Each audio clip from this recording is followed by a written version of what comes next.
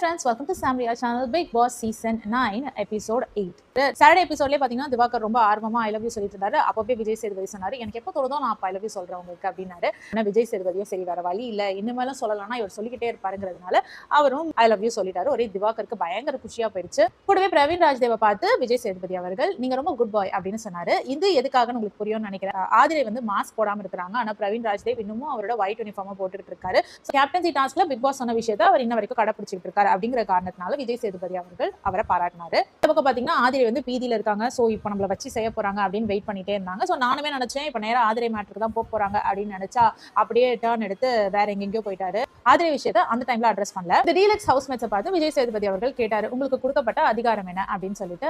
அதுக்கு சுபிக்ஷா எழுந்து சொல்றாங்க, நாங்க வேலை பார்க்க கூடாது, பிக் பாஸ் ஹவுஸ்மேட்ஸை வேலை வாங்கணும், நேஷன் ஃப்ரீ பாஸ்க்கு வந்து ஒரு 50% ஆஃப் கொடுத்திருக்காங்க எங்களோட டீமுக்கு அப்படின்னு சொல்றாங்க.